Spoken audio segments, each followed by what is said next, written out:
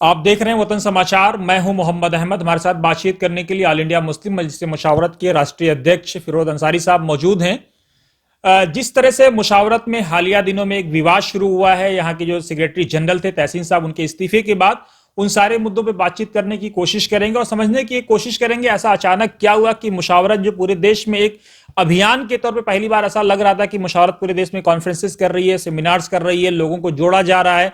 और मुशावरत का जो बनाने का, फरीदी से लेकर मुस्लिम साहब से लेकर जिन लोगों का जो सपना था मुशावरत को बनाने का, उस सपने को हकीकी मानों में साकार करना चाहती ये टीम। ये जब लोग आए थे तो इन्होंने नए वादे किए, रस्में निभाने की बात की, कस्में खाई कि अच्छे से अच्छा चलाया जाएगा, किसी तरह का कोई डिस्प्यूट नहीं होगा और मुशावरत को एक नई दिशा और दशा देने की कोशिश की जाएगी। फिरोज साहब, वतन समाचार में आपका स्वागत है। ऐसा क्या हुआ कि आप जब आए और आपने एक नई एनर्जी के साथ काम करने का संकल्प लिया, लेकिन अचानक शुरुआती दौर ही में जो है आपकी गाड़ी को ब्रेक लगता नजर आ रहा है? अब अभी आपने जितनी भी सारी चीज़ें कही, माफ़ कीजिएगा, आपका खैर क्लैरिफिकेशंस के लिए आना और बात करने के लिए बहुत बहुत शुक्रिया। लेकिन आपने जितनी बातें अभी कही वो सारी की सारी बातें जो है वो गलत है। एक तो कोई कॉन्फ्रंटेशन नहीं है, एक तो कोई डिस्प्यूट नहीं है, और कहीं भी ऐसा कुछ भी नहीं है। आपको मालूम ये होना चाहिए कि सिंस 11 नवंबर मैं दिल्ली से बाहर था और बजाफ्ते 14 तारीख को हैदराबाद में एक बहुत बड़ी हमारी मीटिंग तेलंगाना का हुआ। वहाँ जो मदीना एजुकेशनल ट्रस्ट उनका है, उसके कॉन्फ्रेंस रूम में, उसमें हमारे सुप्रीम गाइडेंस काउंसिल के चेयरमैन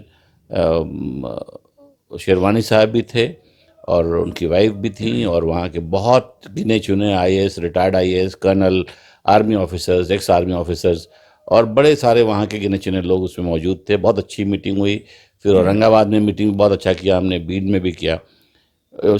केवल ये चूँकि छुट्टी थी, वैकेशन था, जनरली मैं प्रोफेशनल काम से हैदराबाद हाई कोर्ट जाता हूँ, लेकिन प्रोफेशनल काम नहीं था, ये बिल्कुल प्योरली ऑर्गेनाइजेशनल काम के लिए मैं गया था। और बड़ी अच्छी मीटिंग रही, बहुत अच्छा सक्सेसफुल हमारा ये टूर रहा।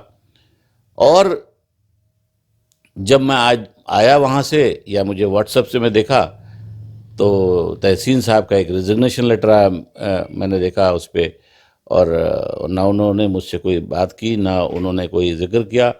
एक लेटर मुझे मिला और अभी हम दफ्तर में आए तो अभी मुझे एक लेटर मिला। आपने जो कह दिया कि डिस्प्यूट, और आपने कह दिया कि वो कन्फ्रंटेशन, आप लेटर का कंटेंट्स पढ़ लें रिजिग्नेशन का, आपको समझ में आ जाएगा। ये कहते हैं कि due to my other important commitments. अब ये इसमें कहाँ से डिस्प्यूट हो गया और कहाँ से जो है वो कन्फ्रंटेशन हो गया? तो जो कोई आदमी का अपना कमिटमेंट है, उसका बिजनेस हो या फैमिली कमिटमेंट हो या कोई और भी सोसाइटी से, वो आप देख रहे हैं उन्होंने रिजाइन भी किया तो सोशलिस्ट पार्टी ऑफ इंडिया के लेटर हेड पे, तो उसकी भी कमिटमेंट होगी।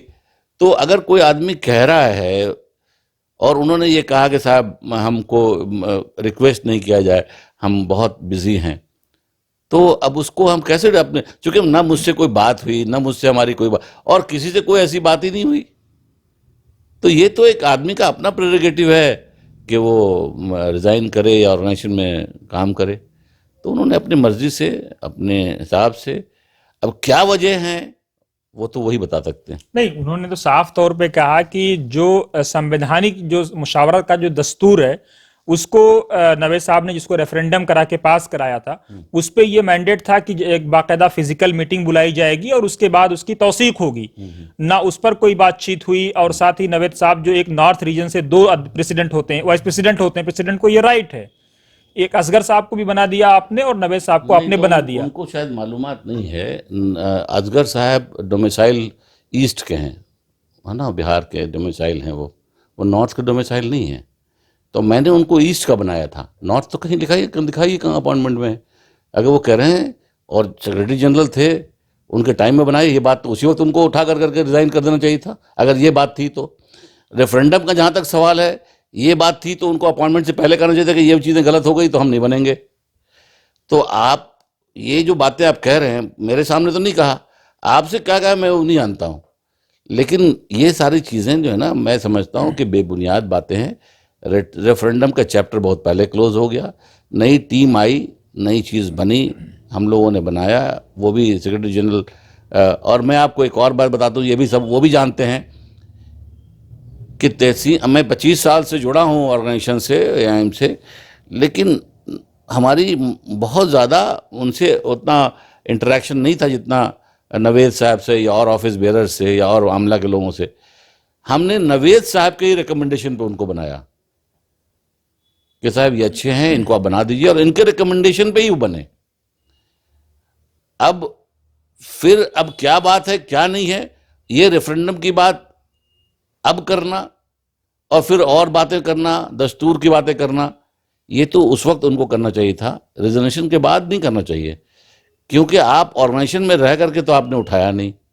आप रेफरेंडम में, सबसे बड़ी चीज़ है कि रेफरेंडम देखेंगे आप, रेफरेंडम का रिपोर्ट इन्होंने तैयार किया है और उन्होंने कहा कि बिल्कुल रेफरेंडम ठीक है, सारा रिपोर्ट उन्हीं का तैयार किया हुआ है, he was a part of the referendum. फिर इस तरह की बातें करना अनजस्टिफाइड है। मैं समझता हूँ कि ये सब कारण नहीं हो सकता। कमिटमेंट उन्होंने लिखा है, हम तो मान के चल रहे हैं कि बोनाफाइड रीजन से उन्होंने रिजाइन किया है और उसका कोई कारण नहीं है।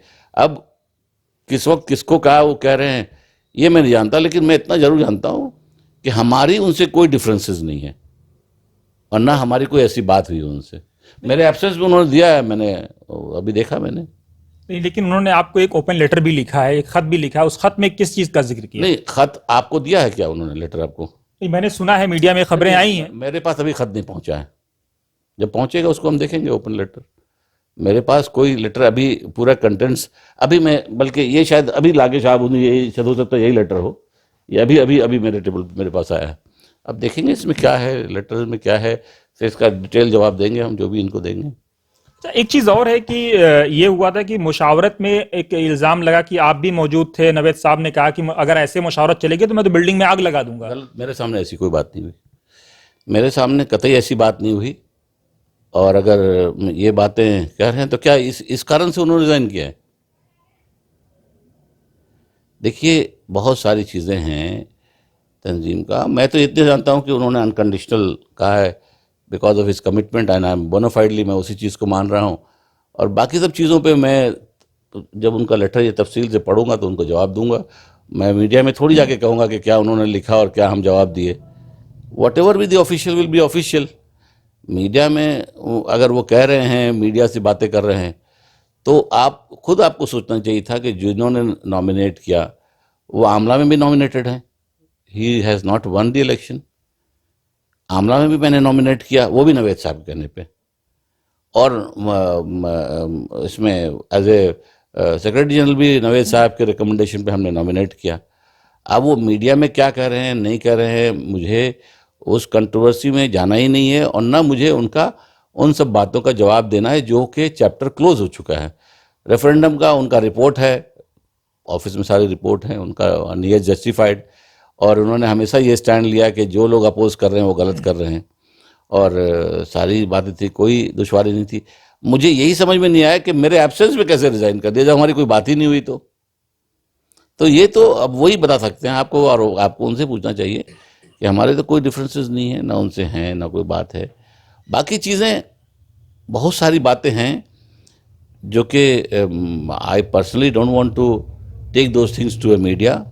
वो जब वक्त आएगा सारी चीज़ें ऑफिशियल बातें होंगी, उनसे भी बात होगी, 1-to-1 बात करेंगे तो पूछेंगे भाई क्या बात है, कैसे पर्सनल कमिटमेंट क्या है आपका।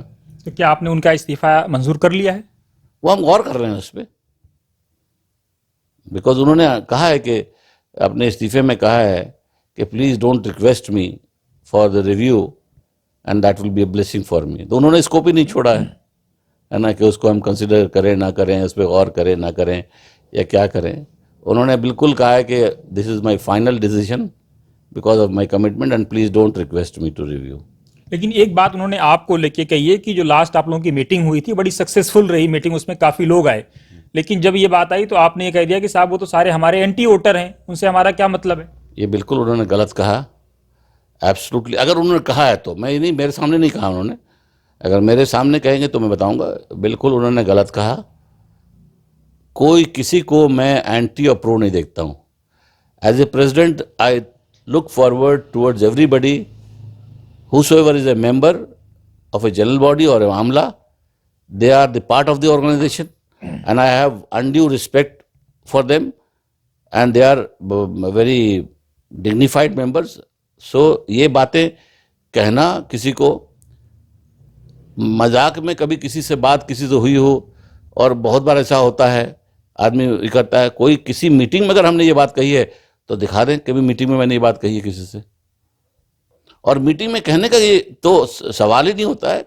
आई am a lawyer, I know my limitations, I know my role also. नहीं, मीटिंग नहीं करते, हमने जब पर्सनल बातचीत की तो उसमें उन्होंने कहा कि साहब ये तो हमारे सारे एंटी वोटर थे. किसने कहा? तहसीन साहब का ये आरोप है. बिल्कुल झूठ कह रहे हैं, मैंने उनसे कभी ये बात नहीं कहा. वो मुझसे वो कहते रहे कि आप जो है वो मैडम क्या नाम है उनका बॉम्बे में, उज़्मा नाहिद शायद नाम है उनका, कि उनको आप वापस ले लीजिए. तो मैंने कहा कि भाई जो लोग खुद से क्विट किया, रिजाइन करके गए हैं, उनको हम कैसे रख सकते हैं? शी हैज रिजाइंड, तो she has resigned, so she has to apply again. How can I take her back? तो जो लोग खुद से रिजाइन करके गए हैं, ये जिसको एग्जीक्यूटिव बॉडी बजाते आमला और जनरल बॉडी ने जिसको रिमूव किया, उसको फिरोज अहमद साहब ले सकते हैं क्या? आप एज ए प्रेस में हैं, आप नहीं, लेकिन उनका एक आरोप ये भी है कि जब बल्क में नवेद साहब के जमाने में जिन लोगों को निकाला गया, 50-60 लोगों को या 40 लोगों को बाकायदा एक प्लानिंग के तहत निकाला गया कि ताकि वो अपने कैंडिडेट को जिता ले जाएं और दूसरा कोई ना जीत पाए. तो क्या उन लोगों को वापस लेना चाहिए, नहीं लेना चाहिए? अगर वो कह रहे हैं कि प्लानिंग के तहत लिया गया, प्लानिंग के तहत किया गया, तो उनको भी मालूम है कि I was not prepared to be a president, I did not wanted to be a president. नहीं, ही टोल्ड मी कि यू आर नॉट प्रिपेयर्ड. सुनिए, आई वॉज नॉट प्रिपेयर्ड. अगर उन्होंने ये प्लानिंग किया होगा, उस प्लानिंग में वो शामिल होंगे, तो मैं नहीं जानता हूं क्यों कि why did he accept the post of his secretary general immediately? He should have said कि इन सबों को पहले रखिए, then I can join. उनका कंडीशन होना चाहिए था कि you get them back, then I will be a secretary general, then I'll accept this post.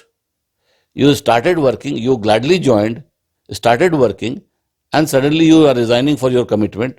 What can I say? फिर वो बातें लाना, वो लाने का मतलब ये है कि आप अपनी कमजोरी को ढकना चाहते हैं. You want to cover up your weakness.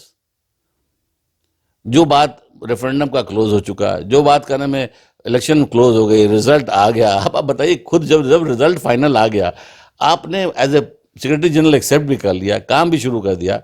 1 अप्रैल से मैंने चार्ज लिया, and today is April, May, June, July, August, September, October, November. It is almost 8 months. 8 months के बाद आप ये बातें ला रहे हैं. वो कोई भी प्रूडेंट आदमी, समझदार आदमी इसको डाइजेस्ट कर पाएगा? अब रहा कि जितने लोग उस दिन मेंबर में प्रेजेंट थे, उसमें कोई भी ऐसे आदमी नहीं थे जो पहले नहीं आए. उसमें केवल एक आदमी मेरे टाइम में पहली बार आए, वो थे आपको मीम अफजल साहब. अच्छा, मीम अफजल साहब से मेरे पर्सनल इतने अच्छे रिलेशन हैं कि मैं आपको तस्वीरें दिखा दूं उनके साथ. मोमिन कॉन्फ्रेंस में कई मीटिंगों में उनको मैं बुलाता था साथ साथ मेरे साथ, कि आपको खुद सोच के सरप्राइज हो जाएंगे साहब. हमारे मीम अफजल से पर्सनल बहुत अच्छे रिलेशन हैं, और मैं हमेशा उनको हर मीटिंग में रिक्वेस्ट करूंगा आने के लिए. He came after so many days, but I personally मैं कह रहा हूं कि मेरा कमिटमेंट है कि मैं पर्सनली उनको रिक्वेस्ट करूंगा हर मीटिंग में आने के लिए. ये एक अपनी वीकनेस को कवर करने के लिए है. ये बिल्कुल हमारा किसी मेंबर से, दे आर ऑल डिग्निफाइड और honourable members of the Amla या जनरल बॉडी मीटिंग. मुझे किसी से कोई नहीं है, किसी ने वोट दिया है नहीं दिया है, क्या कॉन्स्पिरेसी इलेक्शन में किया है नहीं किया. मैंने, आपको याद होगा कि आपने भी मुझे पूछा था, शायद एक सवाल किया था कि आप जीत करके आ गए, तो मैंने कहा था कि साहब ये मैं इलेक्शन नहीं मानता, ये तो एक सिलेक्शन प्रोसेस है, और सिलेक्शन प्रोसेस में मैंने कभी इलेक्शन की तरह कंटेस्ट नहीं किया. जीत करके, मतलब एक रिप्लेसमेंट का एक तरीका है, जीत करके आए हैं, सभी अपने लोग हैं, हम सबके साथ मिलकर काम करेंगे, आज ही मिलके. लेकिन अब कोई आदमी उसको कोई अपनी कमिटमेंट के लिए रिजाइन कर रहा है. आप लेटर का कंटेंट आपके सामने देखिए. अब उसको मैं क्या कह सकता हूँ? अगर उसमें रिजर्वेशन में वो सब कंटेंट लिखे होते तब मैं जवाब देता कि हाँ साहब ये वजह, वो वजह, ये वाला. कोई ऐसी बात तो है नहीं. अब ये लेटर तो मुझे अभी ऑफिस में आया तो मुझे मिला, देखिए साइन, अभी मुझे मिला है. और वो मैं इसको ऑफ कोर्स देखूंगा, देख करके इसका जवाब इनको दूंगा, या जो भी है उनसे बात भी करूंगा। एक चीज और है कि आपके जो टेन्योर की रिपोर्ट कार्ड जारी होनी थी या तैयार होनी थी मजल्ले की शक्ल में, जरीदे की शक्ल में, जर्नल की शक्ल में, उस पर यह भी बात आ रहा है कि जो नवेद साहब के दौर में जो कंट्रोवर्शियां हुई थी उसको शामिल किया गया। उसके बाद नवेद साहब बरंगेख्ता हुई और बोले ये रिपोर्ट तो बटनी चाहिए, नहीं बटेगी तो मैं बिल्डिंग में आग लगा दूंगा, मुशावरत ऐसे नहीं चल सकती, वैसे नहीं चल सकती। इसमें क्या सच्चाई है आप और क्या कंट्रोवर्शियल चीजें शामिल की गई? ये आप जो है ये दूसरी बार रिपोर्ट आप रिपीट कर रहे हैं, लेकिन आपको पहले ये तो कंफर्म करना चाहिए, तब ये रिपोर्ट करनी चाहिए या रिपोर्ट पर डिस्कस करना चाहिए। You have not confirmed and without confirming you are reporting these things. मेरे सामने कतई ऐसी बात नहीं हुई, पहली बात। दूसरी चीज़ है कि उस रिपोर्ट पे भी कोई कंट्रोवर्सी नहीं थी। बस कंट्रोवर्सी देखिए, मैंने कहा ना कि मुझे ताल्लुकात किसी से अच्छे हों या किसी से ख़राब हों, आई एम ए लॉयर। मैं वो जो लीगल है, जो सही है, वो उसको एक्सेप्ट करूँगा, जो नहीं है चाहे कोई भी हो उसको मैं एक्सेप्ट नहीं करूँगा, in the interest of the organisation ना। उस रिपोर्ट में एक चिट्ठी थी, कोरस्पॉन्डेंस थी किसी के साथ, वो मैंने कहा था कि इसको नहीं लगाना चाहिए, वो लगा हुआ था। मैंने कहा कि this is objectionable, remove this. एक फिगर था जिसमें के था कि इतना लाख का आया, इतना तो रिपोर्टेड था, और इतने लाख, इतने चीज़ के सामान और इतना कंट्रीब्यूशन हुआ। उस पर मैंने कहा कि ये फिगर जो है, ये फिगर मोस्टली जो मुझे लगता है कि ये मोर और लेस इसको हाइपोथेटिकल है, ये कॉन्क्रीट इसका नहीं है कि इतना आया और इतना, ये फिगर कंफर्म फिगर नहीं है। इसलिए इस फिगर को आप ना दें, आप उस पर जो है लिख दें कि इतना लोगों ने और भी मदद किया और तरीके से मदद किया, लेकिन उस फिगर को रिमूव कर दीजिए। तो मैंने जब हमको लगा जो चीज़ को, मैंने रिमूव कर दिया। इसमें कंट्रोवर्सी क्या बात है? और वो चैप्टर उस दिन क्लोज हो गया, उसके बाद से तो कुछ हुआ ही नहीं। और वो रिमूव करके बजाते जो फोटोकॉपी करा करके जो उसी में से कोई नया रिपोर्ट तो बना नहीं, वो चीज़ को रिमूव करके बाकी रिमेनिंग को हमने डिस्ट्रीब्यूट किया सबको। तो where is the controversy, where is the, I don't find any controversy.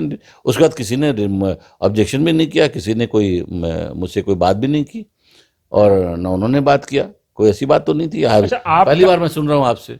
आपने ये कहा कि आपने असगर साहब को ईस्ट जोन से अपॉइंट किया है, तो क्या उनकी आइडेंटिटी, सारी चीजें ईस्ट जोन की हैं? रहते तो वो दिल्ली में है, जो उनकी शनाख्त दिल्ली वाली है। आपको मालूम ये होना चाहिए कि उनका आबाई वतन बिहार बेतिया है, और ईस्ट पैदाइश से लेके आबाई वतन, अभी वो जो उनका जो वर्किंग प्लेस है, और वर्किंग प्लेस भी only by virtue of being अमीर ऑफ दी, अमीर जमात जो हैं वो यहाँ हैं। अगर मान लिया अमीर जमात यहाँ नहीं रहे, फिर उनका घर है यहाँ, स्कूल्स हैं, सारी चीजें हैं। घर तो मेरा भी है, I am a voter of Dhanbad.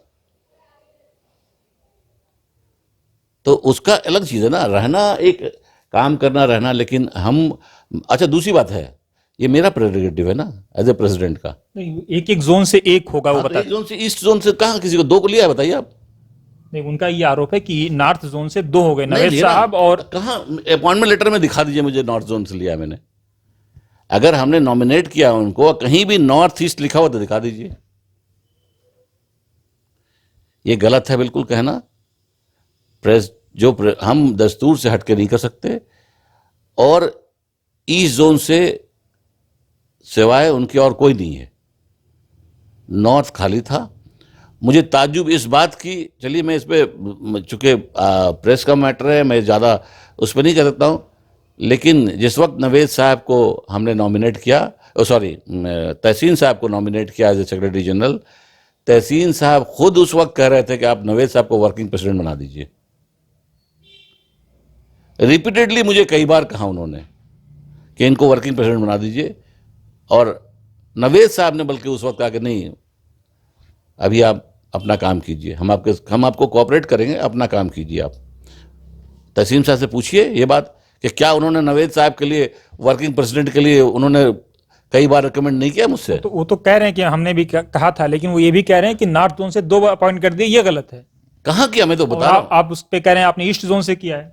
नहीं, पहली बात तो मैंने कहा कि अपॉइंटमेंट में कहाँ नॉर्थ ईस्ट, कहाँ दिखा दीजिए आप। किसी के अपॉइंटमेंट में नॉर्थ ईस्ट लिखा हुआ है? हमें 4 वाइस प्रेसिडेंट रखना है। जो ऑर्गेनाइजेशन के हक में होगा, जो ऑर्गेनाइजेशन के इंटरेस्ट में होगा, वो हम उसी हिसाब से उसको एडजस्ट करेंगे। और कहीं से भी 2 को नहीं किया मैंने, किसी जोन से 2 को नहीं किया। अच्छा, लेकिन एक आखिरी सवाल, आप आए, आपने काम करना शुरू किया, उसमें शमसुल ज़ुहा साहब भी आगे बढ़े और तहसीन साहब भी आगे बढ़े, ये क्या कुछ तो अंदर बात हुई कि जहाँ से ये टकराव की सूरत हाल पैदा हुई? ये तो उनसे पूछिए। मेरे तो कुछ कोई टकराव नहीं। I am working, still working. हमसे तो कोई बात ही नहीं उनसे कभी हुई। अभी हम लोग रिसेंटली सब, हम लोग दोनों तीनों, ज़ुहा साहब, हम और तहसीन साहब वहाँ से होके आए। जो है लखनऊ में हम गए थे। वो जो हमारा लखनऊ में campaign for violence free India था, उसको पार्टिसिपेट करके आए। हमारी तो कोई ऐसी बात ही नहीं। We are working, we are been working. क्यों किया? आपको लेटर दिखा दिया मैंने कि उन्होंने लिखा कि पर्सनल कमिटमेंट से। और ज़ुहा साहब तो अभी भी हैं, ऐसी तो कोई बात नहीं है। अच्छा, एक इल्ज़ाम और लगा, तहसीन साहब पे लगाया गया, क्या आप उसमें उसमें कितनी सच्चाई है कि तहसीन साहब ने अपनी जो मुशावरत के सारे फ्लैट्स थे वो अपने रिश्तेदारों को किराए पे दे दिए?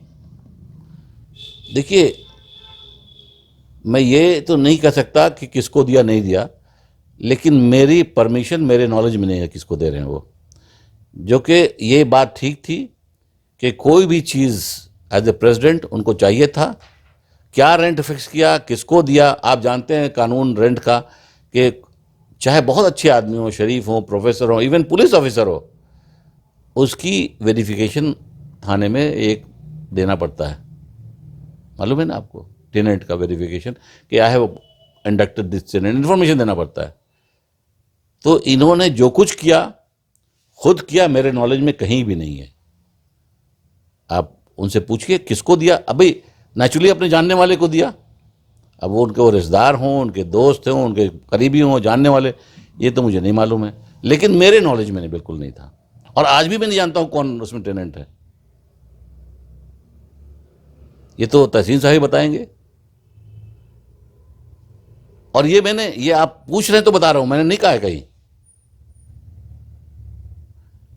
तो इसलिए ये सब चीज़ें को, ये तंजीम, ये हमारी पर्सनल प्रॉपर्टी नहीं है। और भी बहुत सारी चीज़ें ऑब्जेक्शनेबल हैं, वो हमें अपनी ऑफिशियल कारगुजारी में जो भी होगा, जो वो होगा कॉरस्पॉन्डेंस में। लेकिन कोई भी प्रॉपर्टी जो तंजीम का है और जो हेड है, बिना उसके नॉलेज का नहीं करना चाहिए, उनको बिना इन्फॉर्मेशन का नहीं देना चाहिए। अब वो कहते हैं कि मुझे मुझे कहीं शायद किसी को कहा कि हम लोगों ने इन्फॉर्म किया। हम लोगों ने, किसने इन्फॉर्म किया मुझे आके बता दें। कि कभी किसी किराएदार को उन्होंने मुझे मिलवाया कि हाँ साहब ये किराया पे लेना चाहते हैं, इतना रेंट देना चाहते हैं, आपकी क्या राय है। अगर ये बोल दें कि हाँ हमने कराया तो मैं मान लूँगा अपनी गलती। बिल्कुल नहीं, इन्होंने कहीं भी कोई भी इन्होंने किया। किसको दिया, वो रिश्तेदार हैं, उनके दोस्त हैं, उनके जानने वाले हैं। मैं इस चीज़ पे नहीं आता, मैं कि नहीं है। लेकिन फिरोज साहब, आप तो सीनियर वकील हैं, संगठन के आदमी हैं, संगठन का आपका पुराना तजर्बा है। इस तरह से डिस्प्यूट होने के बाद आप देख लीजिए इस्लामिक सेंटर का क्या हुआ। वहाँ पे कोर्ट से ऑब्जर्वर बैठे हुए हैं, मुशावरत खुद एक लंबे ज़माने तक कोर्ट में रही और उसको घसीटा गया। प्रेसिडेंट वर्सेस मुशावरत वर्सेस एक दुरानी साहब, उनका इंतकाल हो गया, अल्लाह मग़फ़िरत फरमाए। तो ये जिस तरह का डिस्प्यूट है, जमीयत 2 धड़ों में बट गई, जमात अहले हदीस भी बट गई थी, अब जाकर के एक हुई है। तो ये जो मिली तंजीमों में जो इतनी ज़बरदस्त वो है, और मिल्लत का जो बहरान की जो हालत है वो आप देख रहे हैं, ये कहाँ ले जाएगा? देखिए, ऐसा है, जिसको आप डिस्प्यूट करें, मैं तो कह रहा हूँ, मेरे हिसाब से कोई डिस्प्यूट नहीं है। बिकॉज हमने तो कुछ भी नहीं कहा। आप ये सारे पूछ रहे हैं, आप पूछ रहे हैं, मैंने तो नहीं कहा आपसे। तो आप तो मुझे पहली बार बात कर रहे हैं। ये जो आप बता रहे हैं, ये सब आप मुझे नॉलेज दे रहे हैं, तो मैं बोल रहा हूँ। इसका मतलब है कहीं ना कहीं ये बातें उन्होंने आपसे कहा है, और जब कहा है तो कहीं ना कहीं ये सोच के कहा कि ये बात उठ सकती है। लेकिन मेरे हिसाब से कोई डिस्प्यूट नहीं है। और इंशाल्लाह अभी 8 महीने हुए हैं, 4 इयर्स का टर्म है। आप मुझे लास्ट ईयर टर्म में पूछिएगा कि what I have done, I am sure I will definitely work for the organisation. And इंशाल्लाह देखेंगे आप कि ऑर्गेनाइजेशन पूरी स्ट्रांगली, ये कारवां, कोई भी ऑर्गेनाइजेशन एक कारवां होता है, ये तो बहुत छोटा ऑर्गेनाइजेशन मैं बताता हूँ, ये तो इंटेलेक्चुअल्स के और मैं जिस मोमिन कॉन्फ्रेंस का सदर हूँ आज 7 साल से, दूसरे तीसरे टर्म में भी लोगों ने यूनानिमसली बिल्कुल, और मास लेवल का ऑर्गेनाइजेशन है। जहाँ हम मीटिंग करते हैं वहाँ पे कम से कम 5,000 10,000 आदमी होते हैं, लेकिन कोई कंट्रोवर्सी आज तक नहीं हुआ। Everybody, why? Because I believe in democracy, I believe in consultation, I believe, मैं जितनी चीज़ें आप बोल रहे हैं ना, उन सब चीज़ को मैं देखता रहा। ये नहीं कि मुझे बाद में पता भी चला, फिर भी मैंने कहा चलो गलती हो जाती है, let us work together still. लेकिन फिर आप कमिटमेंट के बेस पे अपना रिजाइन कर देते हैं, तो मैं क्या करूं बताइए। एक आखिरी सवाल, आप लोगों का दिसंबर में एक प्रोग्राम भी होना है जवाहर भवन में शायद, तो क्या इस पूरे तनाज़े का उस पर कोई असर पड़ेगा? नहीं, मैंने उस चीज़ को, अब मैं वो भी बता रहा हूँ, वो एक जो स्टीयरिंग कमेटी की मीटिंग हुई उसमें फैसला हुआ, तो मेरे नॉलेज में ये कहा गया कि इसको हम लोग we can go ahead with the convention. बाद में मैंने साउथ के लोगों से या और भी आमला के लोगों से हमने बात की और समझने की कोशिश की। फिर हमको एक साहब ने मुझे दस्तूर का वो पैराग्राफ भेज दिया कि जो स्टीयरिंग कमेटी की जो रिकमेंडेशन है, जो आपने मीटिंग किया था, अनलेस के आमला की मीटिंग बुला के उसको आप कंफर्म नहीं करें, you can not go ahead with the convention. तब मुझे लगा कि साहब दस्तूर के वायलेट करके तो हम नहीं कर सकते, जो पहले भी लोग कहते थे ये वायलेशन, हमने कहा वायलेशन नहीं होगा, हमने ये डिसीजन लिया है कि हम आमला की मीटिंग बुलाएंगे। अच्छा, साउथ के लोगों ने ये भी कहा कि साहब दिसंबर में वहाँ बहुत ठंड पड़ती है, हम लोग नहीं आएंगे। तो हम लोगों ने अल्टीमेटली, मैंने माइंड मेकअप किया है, और अभी हमने उसको किया नहीं अगले, लेकिन हमने माइंड मेकअप किया है कि हम आमला की पहले मीटिंग बुलाएंगे, आमला में उस मीटिंग की प्रपोजल्स को अप्रूव कराएंगे, और इंशाल्लाह बड़े पैमाने पे हम कन्वेंशन करेंगे। लेकिन अभी जो मीडिया में खबरें आई थी, इसका मतलब उस पर आप, वो सच्ची नहीं थी या उसमें कुछ कोताहियां थी? मतलब कि जो आप लोग दिसंबर में कन्वेंशन करने जा रहे वो हैं एक मीडिया में? प्रपोजल था, वो एक प्रपोजल था, इट वॉज ए प्रपोजल, कोई फाइनलाइज तो नहीं हुई, एक प्रपोजल था जिसको हम लोगों ने, मैंने दस्तूर के ये से देखा आईने में, तो मुझे लगा कि साहब उसको हम लोगों को रेटिफाई कराना है, हमें आमला की मीटिंग बुला करके और फिर ऐलान करना, और सीज़न को भी देखना है कि ताकि सब जगह के पूरे हिंदुस्तान से, हर साउथ ईस्ट वेस्ट से लोग पार्टिसिपेट कर सकें। तो उसके हम लोगों ने सोचा है कि वो अभी दिसंबर में नहीं करेंगे, इंशाल्लाह फरवरी एंड में करेंगे। अच्छा, मुशावरत, अब ये फरवरी एंड को पकड़ना है, क्योंकि ये भी एक सोच है, ये अभी फाइनल नहीं है कुछ भी। अच्छा, लेकिन मुशावरत का कौन सा वाला दस्तूर चल रहा है? जो रेफरेंडम वाला दस्तूर था जो नवेद साहब ने तैयार किया था, या शहाब साहब के ज़माने में जो शुरू दौर का था वही चल रहा है? देखिए, दस्तूर तो ऑर्गेनाइजेशन का होता है, ना नवेद साहब का होता, ना शहाबुद्दीन साहब का होता है। ये तो आपको मीडिया वाले लोग किसी का भी दस्तूर किसी को बना देंगे। आप ये देखिए ना, दस्तूर ऑर्गेनाइजेशन का होता है, और सब लोग मिल करके बजाफ्ते आमला और जनरल बॉडी मिल करके अप्रूव करके उसको आगे बढ़ाती है, तब वो जब बनता है, अप्रूव होता है। ये कोई नहीं कि एक आदमी ने बनाया और वो चालू हो गया। We are following the latest after the referendum what which was adopted. सारे इलेक्शन प्रोसेस भी उसी पे हुए, और जितने मेंबर्स जो वोट दिए उसी के हिसाब से फीस भी जमा किया, तभी उनको एलिजिबल हुए मेंबर के लिए। तो ये सब पुरानी बातों को मिक्स करना, कंफ्यूज लोगों को करना, ये ठीक नहीं है, ऑर्गेनाइजेशन के लिए ठीक नहीं है। आपका भले ईगो सेटिस्फाई हो जाए, लेकिन ऑर्गेनाइजेशन के लिए ठीक नहीं है। जमात इस्लामी तो नाराज चल रही है ना, उसको कैसे मनाएंगे? नहीं, कोई नाराज नहीं जमात इस्लामी। हमारी अमीर जमात से 3 बार बात हुई हमारी, और सब हमारी बात हो चुकी है उनसे, और इंशाल्लाह वो बिल्कुल रिजॉल्व होने वाला है। उन्होंने हमसे ये कहा कि फिरोज साहब, हमने काम किया है, चूँकि मसला और उनका बिल्कुल जो कहना जायज़ है। उन्होंने एक 3 मेंबर की कमेटी बना दी है कि एक 3 मेंबर का मैं बनाता हूँ, 3 मेंबर का आप बना दें, और वो लोग 6 आदमी मिल करके ना इसको रिजॉल्व कर लें, जो भी है सारी चीज़ें।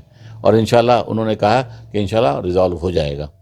तो ये तो देखिए, सोशल ऑर्गेनाइजेशन, सोसाइटी अपने आप में डायनेमिक होता है, वो चेंजेस, बदलाव, nothing is permanent except change ही तो होता रहता है। और हमें उम्मीद है इंशाल्लाह आप देखेंगे बहुत जल्द जमात इस्लामी का कोई कंट्रोवर्सी नहीं रहेगा, वो बहुत जल्दी रिजॉल्व होगा। हमारी उनसे 3 बार बात हुई है, अभी कुछ दिन पहले ही बात हुई थी, मैं खुद पर्सनली गया था, मिल करके बात किया मैंने। तो इंशाल्लाह कोई ऐसी बात नहीं है। और रहा, आपने देखा कि जमात उलमाए हिंद पार्टिसिपेट नहीं करती थी, उसके बावजूद भी जमात हमारे अरशद मदनी साहब आए, पार्टिसिपेट किया, और उन्होंने ये भी कहा कि मैं कोशिश करूँगा कि ये जो जो जो हम लोगों के बीच एक गैप है उसको ख़त्म करेंगे। बहुत शुक्रिया हमसे बात करने के लिए। आपका भी बहुत बहुत शुक्रिया, और उम्मीद है कि आप सब मिल कर करके ऑर्गेनाइजेशन के हित में जो होगा वो आप कोऑपरेट करेंगे हम लोगों का, और हम लोग भी जो दस्तूर के हिसाब से है उससे हटकर नहीं करेंगे, और मुझे किसी से भी नहीं, इवन तस्लीम साहब से हम बात करेंगे, will see how to work out things. तो ये थे फिरोज अंसारी साहब, जिन्होंने मुशावरत के दस्तूर की का हवाला दिया। उन्होंने कहा दस्तूर को कभी भी वायलेट नहीं किया जाएगा। साथ ही उन्होंने ये भी कहा कि जो मुशावरत का लेटेस्ट दस्तूर है, जो रेफरेंडम के बाद नवे साहब के ज़माने में जो तैयार हुआ था, उसको लेकर के वो आगे बढ़ रहे हैं। जमात इस्लामी से उठने वाले सवालात को भी उन्होंने जवाब दिया। कहा जमात इस्लामी के साथ इनका पूरी डायलॉग चल रहा है, बातचीत चल रही है, और 6 रुकनी कमेटी 3 इधर से और 3 उधर से तश्कील दे दी गई है, और वो जल्द ही रिपोर्ट पेश करेगी। उसके बाद आगे का कोई हतमी फैसला लिया जाएगा।